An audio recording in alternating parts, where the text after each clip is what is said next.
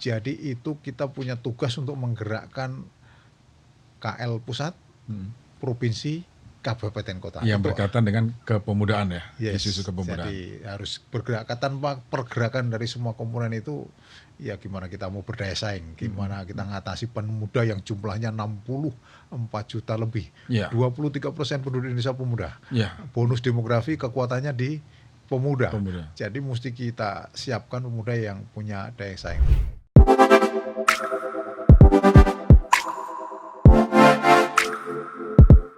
Halo pendengar dan netizen Radio El Sinta dimanapun Anda berada, kembali dalam podcast Radio El Sinta bersama saya Suwiryo. Tamu kita Deputi 2 Kemenpora RI, yaitu Bapak Dr. Raden Isnanta MPD. Beliau Deputi 2 Pengembangan Pemuda Kemenpora. Hari ini kita akan berbicara tentang pemuda ya. Termasuk saya masih pemuda. Jadi kita akan bicara banyak tentang peran pemuda karena kita ada problem dengan jumlah penduduk kita yang akan semakin banyak ya. Bonus demografi 2045 mencapai 300 lebih juta jiwa yang nanti akan kita miliki. Nah, kalau tidak dipersiapkan dari sekarang, ini akan jadi masalah.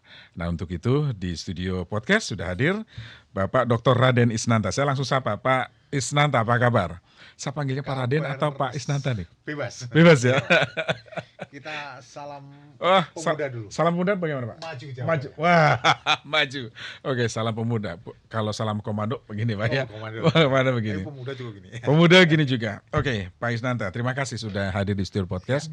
Nah, saya memang mengundang karena ini sesuatu yang memang harus kita carikan solusinya untuk peran pemuda ke depan supaya bonus demografi kita sebuah berkah, Pak, bukan musibah. Nah, gitu ceritanya, Pak. Nah, saya ingin tahu tentu Deputi 2 Pengembangan Pemuda Kemenpora. Apa sih, Pak, yang ditangani, Pak, di kedeputan ini? Mas Wiryo, pemuda yang ditangani amat luas. Luas, Pak. Pasti luas. Betul. Apalagi judulnya pengembangan. Jadi pembedaannya jadi kan kalau pemberdayaan adalah menggairahkan dari bawah, mulai dari penyadaran kemudian diberdayakan. Kalau di kami itu dikembangkan untuk lebih kompetitif, untuk lebih punya daya saing kelas tinggi. Syukur bisa tampil di internasional sehingga persaingan menjadi persaingan global. Apa sih yang harus disiapkan supaya berdaya saing? Satu, di bidang ekonomi pasti anak muda harus kita kuatkan jiwa entrepreneurnya, kewirausahaan, tidak hanya wirausaha kelas kecil, syukur bisa kelas kakap. Kemudian menjadi pemimpin yang unggul. Pemimpin pasti mereka punya jiwa itu, mungkin pemimpin keluarga dengan skala kecil, pemimpin kelas desa, tapi lama-lama mesti yang potensial kita kembangkan menuju pemimpin-pemimpin papan atas, syukur pemimpin dunia. Nah, minimal nasional, syukur daerah pun oke lah, karena kita butuh pemimpin lokal, nasional, bahkan internasional. Di samping itu juga pengembangan pemuda itu juga menyiapkan anak muda kita punya spirit kerelawanan. Jiwa volunteerisme itu harus dibangkitkan karena tanpa itu semua serba materi, tanpa ada jiwa sosialnya, nama negara ini menjadi kurang kuat juga. Jadi sikap-sikap kerelawanan harus kita tumbuhkan. Misalnya terhadap bencana, misalnya terhadap musibah pandemi, apa sikap-sikap sosial yang harus ditumbuhkan oleh anak muda ketika menghadapi megatrust misalnya. Insya Allah nggak terjadi, tapi seandainya itu artinya pemuda harus siap bagaimana. Itu harus mesti kita siapkan kemampuan untuk itu. Di sisi lain kita juga mengerjakan sebuah kolaborasi, sinergi antar kementerian lembaga. Nah, ini yang kita garap ini dari Deputi 2 ini. Karena ada amanat ini, ada amanat peraturan presiden ya, supaya kita ini kolaborasi. Kementerian lembaga sebelum kabinet yang merah putih ini terbentuk kan, ada 27 kementerian yang harus kita rangkul, kita sinergikan. Daerah seluruhnya, artinya 500 kabupaten kota. Kemudian ada juga provinsi yang sekarang udah nambah jadi 38. Jadi itu kita punya tugas untuk menggerakkan KL pusat, provinsi, kabupaten kota. Yang berkaitan dengan kepemudaan ya, yes, isu-isu kepemudaan. Jadi harus bergerak, tanpa pergerakan dari semua komponen itu, ya gimana kita mau berdaya saing, gimana kita ngatasi pemuda yang jumlahnya 64 juta lebih, 23% penduduk Indonesia pemuda. Bonus demografi kekuatannya di pemuda. Jadi mesti kita siapkan pemuda yang punya daya saing. Termasuk kita yang dikerjakan oleh Deputi Pengembangan Pemuda itu termasuk kerjasama dengan luar negeri. Ya mungkin proses magang kerjasama pemuda biar tampil mengerti tentang dunia industri di luar, bagaimana dikembangkan ke dalam, kemudian tambah wawasan, tambah karakternya baik, tambah literasinya kuat, kita ada pertukaran pemuda antar negara. Ya, ini pemuda-pemuda pilihan dari berbagai provinsi kita kirim untuk melakukan ya pertukaran ilmu pengalaman dengan mancanegara. Termasuk program magang di luar negeri juga Pak untuk para pemuda itu. Termasuk magang di bidang belajar menjadi entrepreneur di luar negeri langsung. Betul. Wah, ini keren. Berbagai ini yang sekarang lebih fokus sekarang kepada dunia digital karena kan ke depan ini cukup kuat di sana. Digitalisasi tadi Pak ya. Nah, jadi kita akan lakukan itu pemuda-pemuda yang siap untuk ke sana. Jadi sekarang programnya sudah berjalan terus. Artinya tinggal meneruskan dong Pak? Ya, sebetulnya fondasi sudah dibangun, dasar hukum, kekuatan hukum sudah ada, kemudian program sudah dituangkan di dalam RAN namanya, Rencana Aksi Nasional, tinggal actionnya, karena yang namanya koordinasi Mas, itu kan kadang-kadang enak dijawabin ya, tapi prakteknya susah. Agak susah. Karena mengkoordinir 27 KL juga harus kerja keras. Karena ada kepentingan masing-masing KL itu Pak. Yang kadang susah ketemu di lapangan ya.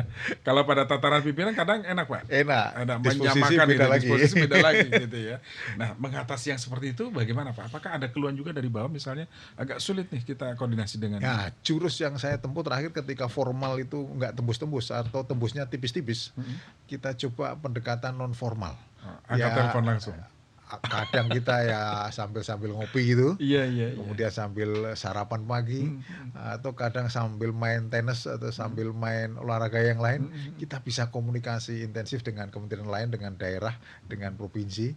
Akhirnya di situ bisa polisi itu ngalir, kesepakatan ngalir karena diilhami oleh rasa saling percaya, kemudian pendekatannya ya pendekatan lebih ke pertemanan gitu, tapi bukan berarti untuk kepentingan negatif, tapi itu tadi ya macam program itu Pak ya. Kita lebih nyaman daripada kalau kita rapat koordinasi saja, kalau kita minta siapa yang datang nanti jatuh-jatuhnya yang datang staff yang level berapa gitu kan.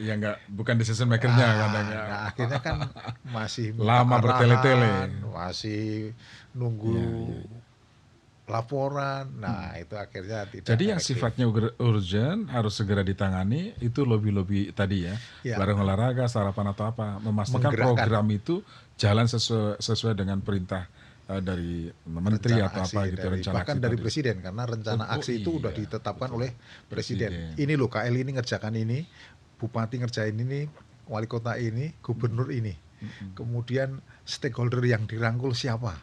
Nah kalau pusat itu misalnya ngomongin ekonomi, pasti di bawah Menko Ekonomi itu semua kita ajak diskusi. Masalah sosial Kemensos, masalah pendidikan ada Kementerian Agama, ada Kemendikbud, untuk membangun karakter pemuda, untuk menyiapkan literasi keilmuan bagi anak-anak muda, untuk nanti bidang narkoba pasti kita dengan BNN, kemudian masalah bencana kita dengan kementerian yang lembaga terkait, luar biasa besar.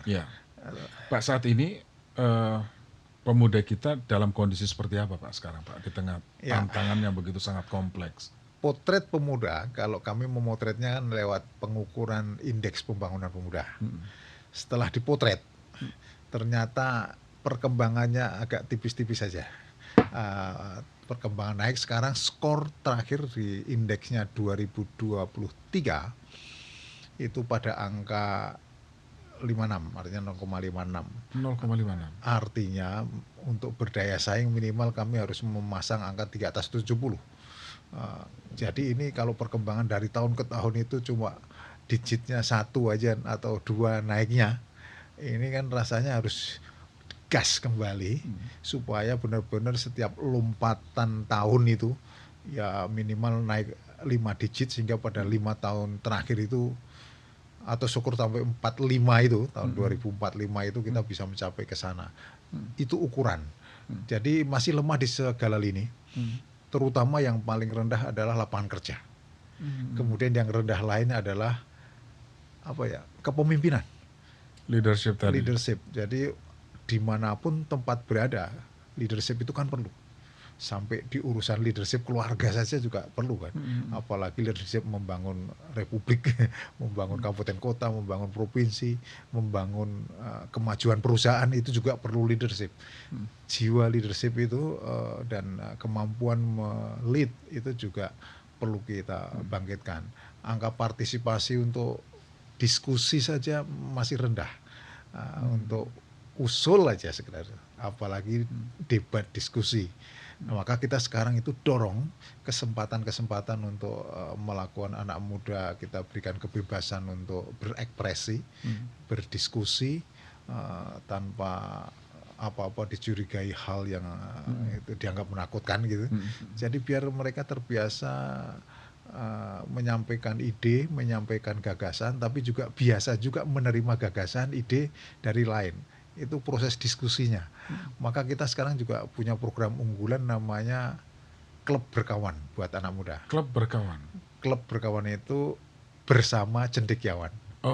Disingkat Berkawan. Berkawan ya, jadi bersama cendekiawan. Nanti anak-anak mau forum-forum diskusi dengan santai, tapi kita hadirkan juga cendekiawan untuk memberikan inspirasi baru. Di samping mereka juga diskusi memecahkan masalah tematik tertentu. Nah, semua titik-titik kabupaten kota kita harapkan ada. Sekarang sudah kita rintis beberapa kabupaten kota dan animo semangat anak muda luar biasa untuk senang berdiskusi. Berarti selama ini kurang wahana. Nggak ada ruang ya? Nggak ada ruang. Ruangnya sedikit barangkali ya? Itu dari sisi kepemimpinan. Kita bangkitkan juga sekarang organisasi kepemudaan, tidak hanya organisasi yang papan atas seperti KNPI dan sebagainya, tapi juga komunitas-komunitas sesuai dengan lingkungan dan semangat mereka masing-masing. Tradisi yang ada di mereka ya? Ya, misalnya mereka senangnya bersepeda, ya komunitas sepeda. Komunitas pencinta lingkungan, komunitas pencinta laut misalnya, pencinta alam misalnya atau apa itu gitu kan kita mesti hidupkan karena mereka ada jiwa yang senafas gitu kan, biarkan kumpul berdiskusi untuk mengembangkan bidangnya. Komunitas bidang pendidikan, di bidang pangan. Ini kita perbanyak dan sekarang ini komunitas luar biasa menjamur. Betul. Nah, tapi kita mesti tingkatkan kualitasnya supaya IPP naik, indeks pembangunan pemuda naik karena kualitas dari diskusi, kualitas dari semua. Pak, apa yang menjadi faktor utama indeks pengembangan pemuda kita itu masih tipis? Iya. Kalau pendidikan ya, sekarang kan domainnya ada 5 nih. Satu domain pendidikan. Pendidikan memang kita bertumbuh penuh kepada seperti pendidikan Dikbud dan Kementerian Agama karena di sana kan punya madrasah segala, punya pesantren segala. Betul. Jadi masa pendidikan itu semakin lama, maksudnya gini, misalnya sampai kuliah itu berarti masa pendidikannya cukup tinggi. Ini masih sedikit. Banyak loh yang masih lulus SMP itu tinggi, SMA. Jadi kita mesti dongkrak, wajib belajar udah oke lah 5, tapi mesti kita dongkrak sampai SMA, syukur sampai kuliah. Sehingga dengan demikian domain pendidikan itu jadi terangkat. Dari 5 domain tadi memang pendidikan sudah tinggi ya, sudah mencapai 0,70. Tapi kalau bisa sih seluruh pemuda itu harus ngikutin pendidikan. Tidak hanya pendidikan formal, tapi pendidikan seperti pelatihan-pelatihan gitu. Karena yang anak muda kita yang tidak mengenyam pendidikan, latihan, itu masih besar. Jadi gimana dia mau survive dalam hidup kalau dia sendiri pembekalannya nggak ada. Betul. Sekolah formal enggak, ikut pelatihan nggak pernah, ya akhirnya nanti pemuda nganggur beneran tanpa ada gelagat ide apapun gitu. Kemudian kesehatan ini juga rendah. Anak muda harus sehat, harus bugar. Gimana mau dia punya ide-ide brilian kalau otaknya nggak pernah diasup gizi yang bagus, fisiknya lemes gara-gara makan kurang bergizi. Maka kami sangat tertarik dan sangat bangga ketika Pak Presiden terpilih, Pak Jokowi, membuat program unggulan namanya makan gratis untuk sehat. Pak Prabowo ya. Ya, artinya apa? Memang harus itu dulu. Kita itu kalau mau berdaya saing, jangan sampai makan aja asal makan. Tapi kita mesti makan yang bergizi, yang benar secara ilmu nutrisi, ilmu gizi. Kemudian kita jadi optimis, pemuda ini kalau sudah sehat, digiring kemana-mana juga enak. Karena cerdas kan, otaknya jadi brilian. Nah, kita amat tertarik dengan program itu. Nah, nanti kita tinggal mengisi. Kalau sudah disediakan masyarakat dan pemuda yang sudah sehat dengan asupan gizi baik, kan mengisi otaknya, mengisi keterampilannya, kan kita lebih mudah nanti. Betul. Nah, kemudian yang tadi saya sebut juga kepemimpinan tadi ya, ini juga indikator ketiga atau domain ketiga. Yang keempat adalah tadi kepemimpinan, itu tadi yang mesti kita dongkrak. Dan terakhir, domain terakhir adalah masalah kesetaraan gender kan, kesetaraan dengan antar pria laki-laki, kesempatan yang sama ya. Sama, termasuk kepedulian kita dengan penyandang disabilitas. Jadi mesti kita berikan luas pada anak-anak muda perempuan bahwa hak Anda sama. Sesuai dengan kitohnya pastinya. Itu tapi Anda diberi ruang untuk jadi pemimpin, Anda diberi ruang untuk jadi bisnis ulung, Anda juga diberi kesempatan pendidikan yang sama dan sebagainya. Meskipun banyak edukasi yang harus kita bangkitkan lagi, bahwa ternyata masih beberapa orang tua yang menganggap ya udahlah kamu udah umur sekian kamu nikah gitu. Nah, karena juga pernikahan dini ini juga masih tinggi ya. Sebelum usia 19 sudah nikah, kadang-kadang dorongan orang tua, kadang-kadang dorongan ekonomi, kemudian dampaknya juga perceraian dini juga. Nah ini juga tinggi. Nah ini kan kalau anak muda begini ya nggak siap dari sisi pemimpin keluarga maupun dari sisi kesehatan maupun dari sisi kepemimpinan.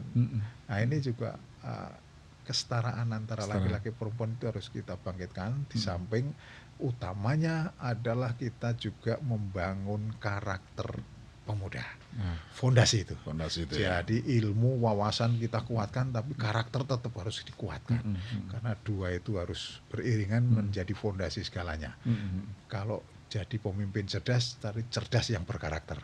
Jadi pengusaha sukses, tapi pengusaha yang berkarakter baik, punya empati dengan masyarakat yang perlu ditolong dengan CSR-nya, perlu juga merangkul segmen-segmen lain untuk ya diberdayakan. Jadi jiwa sosialnya itu juga bagian dari hal penting. Jadi itu target dari pembangunan pemuda. Jadi semuanya itu terukur dan maaf memang ya baru indeksnya sebatas 50. Itu warning atau enggak Pak kalau indeksnya masih sebatas 0,65 ya? 56. 56,3 ya. Itu apa? Warning merah atau apa? Ya menurut saya kalau bahasa lulus itu baru lulus tapi C ya. Jadi problem serius dong Pak, karena kan jumlah anak-anak muda kita kan luar biasa banyak. Luar biasa ya, kalau kita mau berkompetitif dengan negara lain ya jangan C tapi dapat A kan gitu. Makanya kita harus kerja keras dari angka 56 tadi, harus cepat menuju angka sampai 70-80. Nah kalau itu baru kita enak ngomong bonus demografi yang siap daya saing. Jadi sebetulnya kuncinya adalah di pendidikan Pak ya, akses seluas-luasnya di pendidikan bagi anak-anak muda ini Pak ya. Karena dengan pendidikan itu dia akan paling tidak merubah mindset cara berpikir mereka. Tapi termasuk pendidikan karakter juga ya. Pasti ke arah sana Pak ya. Ya, jadi kebetulan kalau pendidikan formalnya tadi udah bagus. Tapi kemudian ketika pendidikan harus kita ciptakan pendidikan yang melahirkan ide dan gagasan, bukan lulus karena pinter menjawab. Paham ya kira-kira? Artinya kalau ketika ada pendidikan kewirausahaan di kampus, maka dia keluar harus segera bergerak untuk menjadi perintis wirausaha. Seorang entrepreneur ya. Jangan teori wirausaha dikuasai di kampus, tapi keluarnya dia berwirausaha. Ketika paham tentang kepemimpinan, dia inisiatif menjadi pemimpin. Ketika dia menjadi politisi, memang senang sospol misalnya, ya lakukan apa yang terbaik untuk sikap-sikap menuju ke kritis sana. mereka itu ya. Iya, jadi jangan diam hanya sebatas teori pendidikan, tapi teori yang pendidikan yang diserap kemudian diaktualisasi dalam gerak nyata. Karena tidak sedikit ya orang yang berprestasi di bidang akademik, tetapi di dunia kerja biasa saja.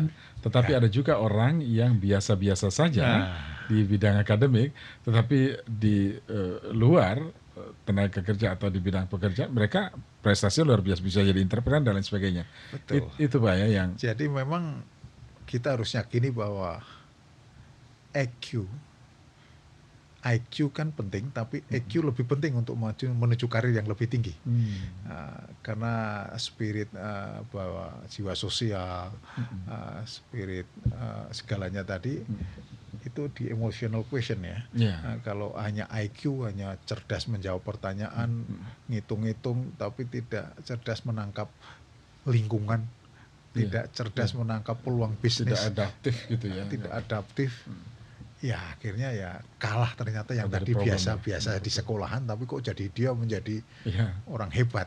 Karena sebetulnya di situ ada kecerdasan lain yang tidak dihitung dalam skor rapot sekolah. Betul akademik gitu ya. Nah Pak Isnanta, sebetulnya Bapak agak khawatir nggak atau mungkin resah dengan kondisi sekarang para pemuda kita? Karena di satu sisi Pak, jumlah lapangan pekerjaan kita sedikit. Nah, kemudian angka pengangguran tinggi. Satu lagi juga banyak anak-anak muda kita yang terjerat narkoba. Nah, agak resah nggak Pak? Khawatir nggak Pak dengan kondisi ini? Karena kalau kita bicara target bonus demografi 2045, ini kan bukan yang sesuatu yang begitu saja terbentuk Pak. Harus ada proses yang panjang. Aslinya jujur saya resah tetapi tetap optimis. Resahnya ini kita sudah punya peraturan presiden untuk mengkoordinasikan semua komponen tadi yang saya sebut tadi, Perpres tentang koordinasi lintas sektor pelayanan kepemudaan. Itu kan di situ ada banyak kementerian lain yang terlibat. Misalnya urusan pendidikan, itu Kemendikbud, pendidikan karakternya, pendidikan untuk formalnya, pendidikan pelajaran-pelajaran yang lain, kemudian juga di situ menyelinap pasti pendidikan berkarakter, tapi kemudian juga kesehatan misalnya, kita juga melihat ada kerasahan bahwa anak muda kita banyak larut pada gadget yang secara aktivitas fisik jadi kurang. Jadi buat apa juga kalau nanti gizi itu baik, tapi aktivitas gerak anak muda ini juga terbatas. Nah, jadi kampanye kita dengan Kemenkes harus juga lebih gencar untuk membuat anak muda itu hidup aktif. Jangan main gadget di kamar. Oke, sampai sekarang ini pada sehat karena tidak di rumah sakit. Tapi onderdil tubuh kita nggak dipoles, nggak digarap, nggak ada gerak. Ya paling kerja juga kesemaptaan terbatas, cepat lelah, gimana mau produktif. Gizi baik itu tanpa disadari Pak ya. Iya. Karena kan terjadi itu. Jadi anak muda kita usia 18 aja satu di antara tiga itu sudah mulai tanda-tanda obesitas. Itu contoh aja, contoh kecil. Kegemukan itu kan ya nanti kedepannya sumber-sumber penyakit ya, gitu kan. Di masa nantinya mungkin jadi diabetes, kolesterol, asam urat itu kan degeneratif itu. Nah itu kan dihimpun dari kecil, bukan saat masa tua. Makannya enak, bergeraknya sedikit, itu ya. Bayangkan itu. Jadi makan sehat itu penting. Literasi pemahaman buat anak muda, makan kandungan ini positifnya apa, makan ini ada unsur racunnya apa. Literasi itu harus dikuasai anak muda, sehingga tidak hanya ngejar enak ini kuliner, yang penting nyaman. Ya makanya sering ada celotehan bahasa ringan ya. Wah kalau orang tua dulu itu malah enak itu, udara seger, makanannya dari alam langsung, makanya pada sehat-sehat. Sehat-sehat ya. Nah iya, karena kita sekarang kan makannya ya begitulah, ya bisa dilihat. Betul. Karena punya duit tidak cukup, tapi pemahaman tentang gizi yang baik itu juga penting, pemahaman. Nah, tapi banyak juga sih boro-boro cari gizi yang baik, saya itu makan aja buat besok susah. Nah, itu yang perlu juga. Akan jadi problem juga. Ada problem. Iya, Itu baru kegalauan dari kesehatan. Nah, kemudian kegalauan lain yaitu tadi yang disebut narkoba gitu ya. Narkoba itu kan ya memang nggak hanya Menpora lah urusannya lah. Semuanya. Ada semuanya. Masalah keamanan, bagaimana pintu masuknya barang-barang haram itu ke Indonesia. Tapi yang jelas memang jadi sasaran anak-anak muda, Pak. Anak muda semua. Dimana-mana usia produktif. Belum kebiasaan merokok. Maaf ini bukan belum menghalangi produksi rokok. Tapi itu juga indikator kami juga. Anak muda harus tipis mungkin masalah ketergantungan dengan rokok ya. Itu juga bagian dari domain kesehatan atau indikator kesehatan di samping yang tadi disebut awal. Betul. Ini juga kita mesti kampanyakan tentang bahaya rokok.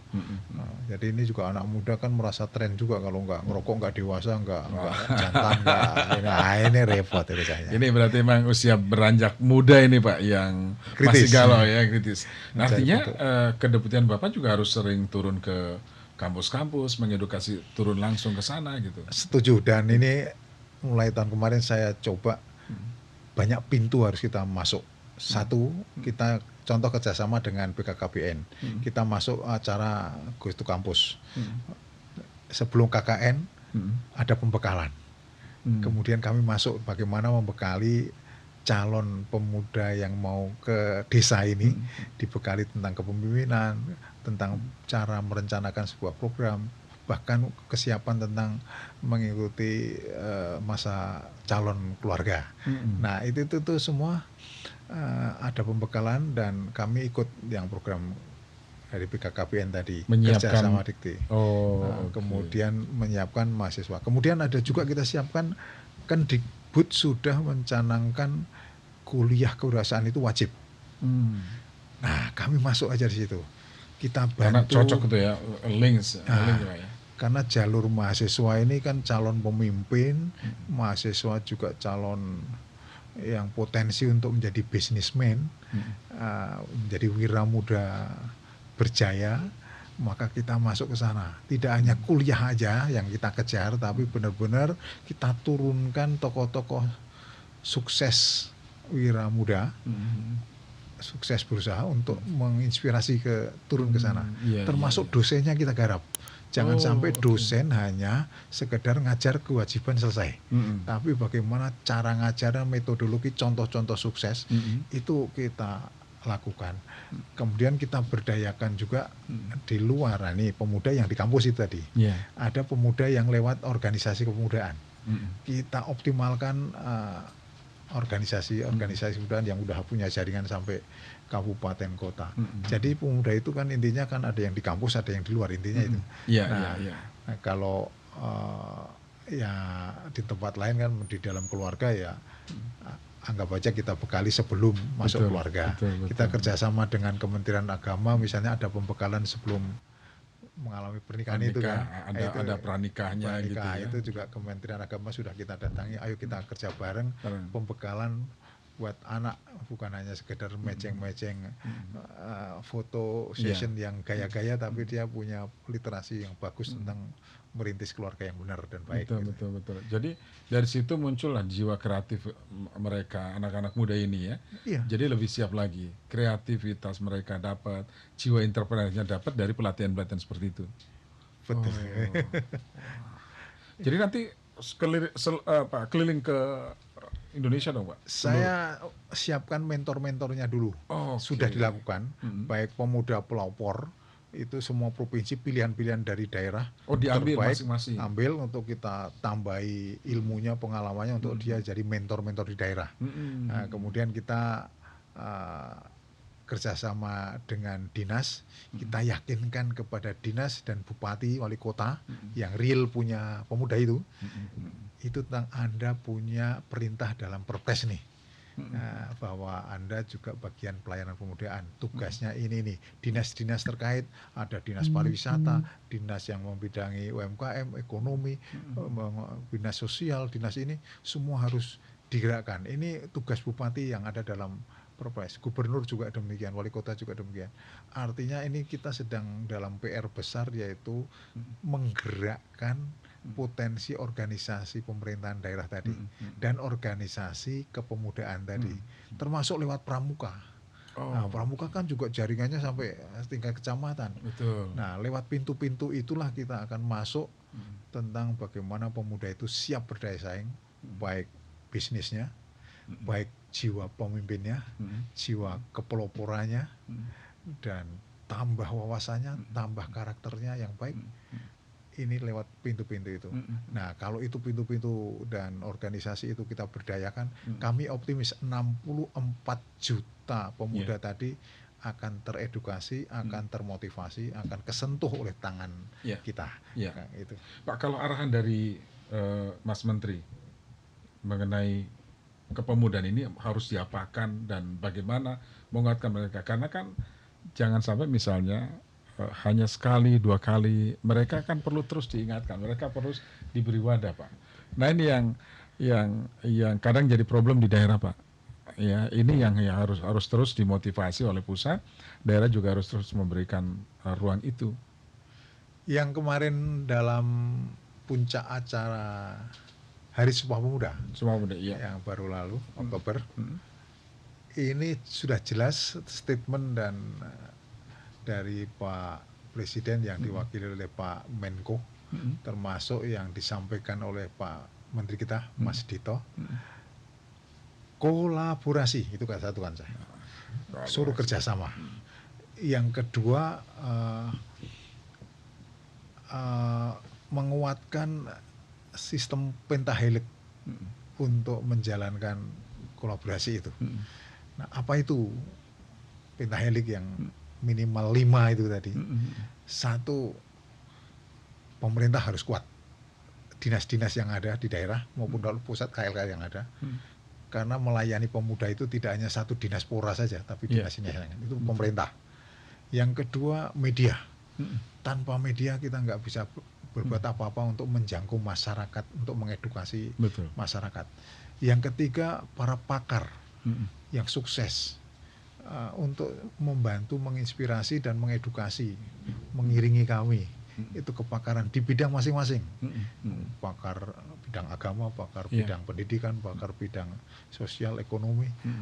Itu harus kita sering turunkan dialog untuk memberikan pencerahan itu. Kemudian ada juga yang sifatnya komunitas yang tadi saya sudah sebut. Komunitas itu harus terus kita bangkitkan, kuatkan. Kalau sendirian sulit, tapi dengan berkumpul dalam sebuah komunitas, dalam berorganisasi, maka kami yakin mereka secara tidak langsung dapat pemahaman ilmu dari antar anggota, tapi di sisi lain juga memudahkan kami dalam kontrol kalau lewat komunitas dan organisasi tadi. Itulah yang arahan Mas Menteri yang harus segera kita jalankan. Dan kemarin sudah kita rakorkan, kita kumpulkan semua komunitas itu, dan akhirnya ada semacam kesamaan pandang bahwa kita harus turun bareng, kerja bareng. Dan kemarin sudah dimulai juga, Pak Wapres selaku ketua tim pengarah sudah all out waktu itu, dan sekarang dipegang oleh Wapres muda, pastinya akan semakin rasa mudanya menjadi lebih kuat. Betul. Karena Perpres itu nggak menyebut sampai kapan, tapi siapapun wakil presidennya dia otomatis jadi ketua pengarah. Dan menteri kita, Menpora, selaku ketua pelaksana. Nah, jadi kita juga udah kumpul dengan semua Menko-Menko untuk membantu mengkoordinasikan semua kementerian yang terkait dengan layanan pemuda. Jadi bupati, gubernur lewat organisasi, APEKSI segala macam juga sudah kita sentuh. Memang sekali lagi tidak mudah, sehingga seperti membalikkan tangan itu menjadi langsung all out, tapi memang itu satu-satunya cara untuk menjangkau Indonesia yang luas, untuk menjangkau pemuda yang jumlahnya 60 juta untuk menjangkau Indonesia yang Sabang sampai Merauke berpulau-pulau, jaraknya jauh, tanpa media, tanpa kolaborasi, rasanya sulit gitu. Ya. Jadi ngurusin pemuda ini seluruh kementerian lembaga digerakkan semua Pak ya. Ini untuk memastikan supaya bonus demografi yang kita dambakan betul-betul bisa berkontribusi menjadikan kita negara maju bisa terlaksanakan gitu, terwujud Pak ya. Dari sekarang lah mulai dipersiapkan Pak ya. Nah kalau program-program pelatihan kerja Pak, ya yang tadi Bapak jelaskan, itu kan sekarang misalnya saya ya di lingkungan perumahan itu suka ada masuk informasi dari RT RW, kesempatan anak yang memiliki putra putri begitu ya, yang kuliah atau apa, kesempatan juga ikut entrepreneur, belajar entrepreneur itu di kelurahan itu juga itu bagian dari yang Bapak sampaikan tadi. Oh iya, bahkan di Kabupaten Kota banyak ide-ide baru dengan istilahnya membuat semacam rumah diskusinya anak muda.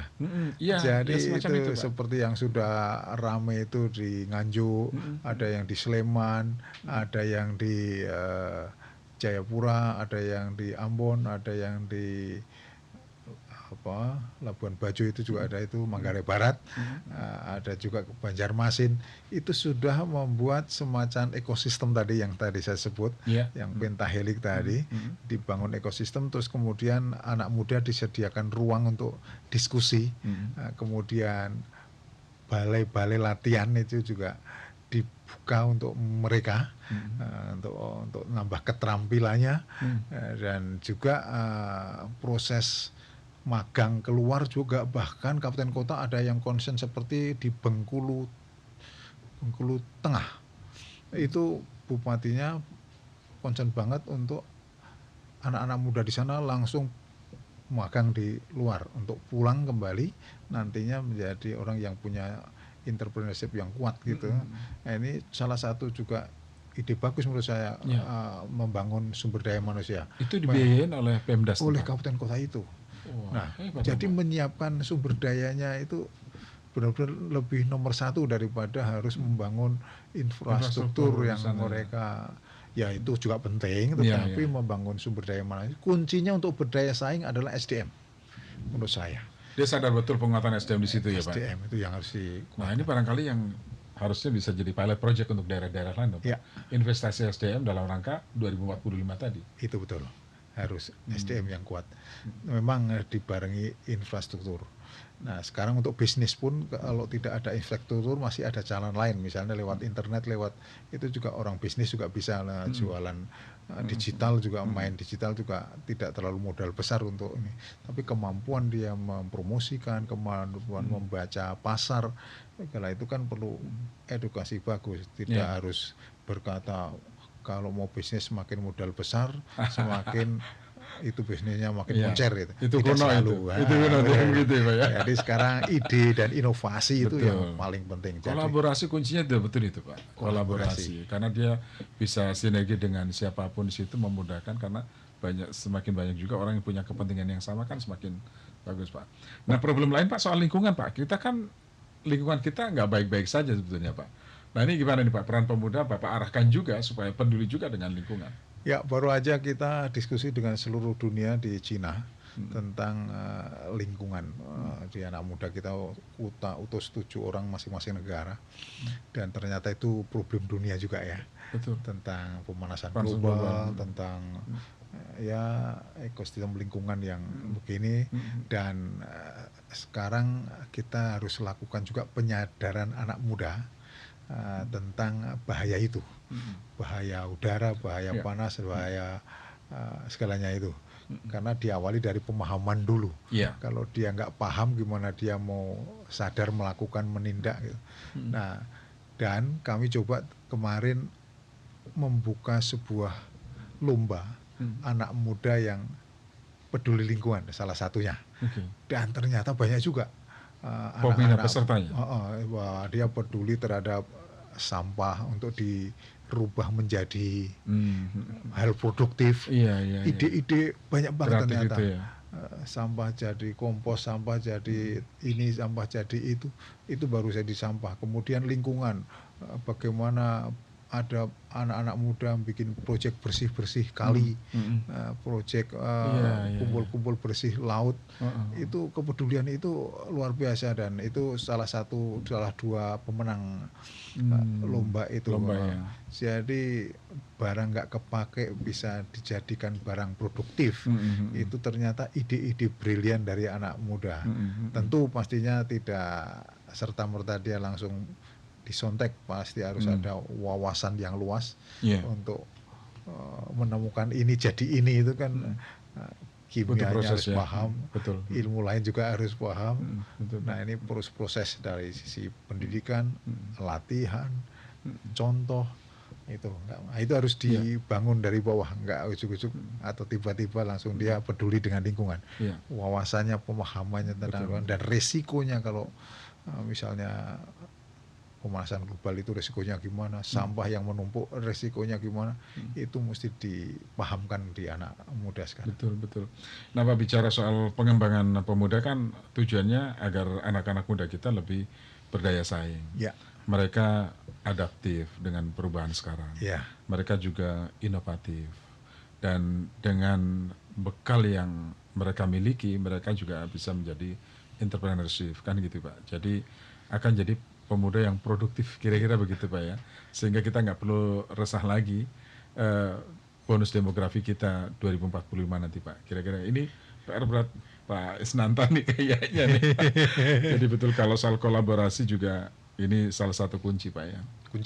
Kunci. Nah, ini yang terakhir barangkali pesan nih, Pak, ke para pemuda. Pak Isnanta bisa sampaikan kepada para pemuda kita supaya mereka bisa menjadi pemuda-pemuda yang berjiwa tangguh, Pak. Mereka tetap optimis dengan masa depan mereka. Silakan. Sahabat muda Indonesia, yang saya banggakan, Indonesia menunggu Anda, menunggu ide kreatif Anda, menunggu jiwa entrepreneur Anda, menunggu jiwa relawan Anda menuju pemimpin yang anak muda akan lakukan ke depan supaya kita berdaya saing. Anda anak muda harus optimis untuk membuat Indonesia itu menjadi kuat, karena dari tangan dan pikiran kalian Indonesia akan survive ke depan, bisa berdaya saing. Jadi jangan kecil hati, torehkan, catat mimpi Anda untuk menjadi orang besar. Jangan hanya bermimpi jadi pegawai, tapi bermimpilah bagaimana merangkul pegawai baru ke dalam kuncian Anda, dalam lingkungan Anda. Jadilah entrepreneur besar, jadilah relawan besar, jadilah pemimpin besar. Jangan hanya bermimpi jadi PNS, itu ruangnya kecil. Jangan bermimpi pengen jadi TNI Polri saja, karena juga kesempatannya kecil. Tapi berpikirlah yang lebih besar, membuat pemuda-pemuda yang lain dalam genggaman Anda, dalam kebersamaan Anda menuju Indonesia yang jaya, menuju merah putih yang berkibar, karena kita bersaing dengan mancanegara yang menang. Terima kasih. Baik, ini motivasi untuk anak-anak muda. Jadi kesempatan masih terbuka lebar. Anda bisa punya pilihan, apakah Anda menjadi bagian dari Indonesia yang maju atau tidak, itu pilihan Anda, kira-kira begitu ya. Tapi kita berharap anak-anak muda kita bangkit dan jaya, gitu ya, Pak Isnanta. Terima kasih Pak Isnanta sudah hadir, sudah memberikan banyak insight kepada para anak muda, sehingga kita ternyata nggak sendiri, Pak, karena ternyata banyak anak-anak muda yang punya problem sama, dan kita punya harapan yang sama. Jadi kita bisa bersama-sama untuk membangun Indonesia yang lebih jaya. Kira-kira begitu, Pak, ya. Terima kasih Pak Isnanta sudah hadir di studio kami, dan waktu kita akan berbincang kembali. Dan syukur-syukur kita bisa sinergi lagi, Pak. Siap, itu dia, sinergi, kolaborasi sinergi. Kita harus media bagian terdepan dari sebuah pentailik. Terima kasih. Terima kasih. Pendengar dan netizen, demikian tadi podcast kita bersama Deputi 2 Pengembangan Pemuda Kemenpora, Dr. Raden Isnanta, MPD. Saya Suwiryo, sampai jumpa pada podcast yang lain.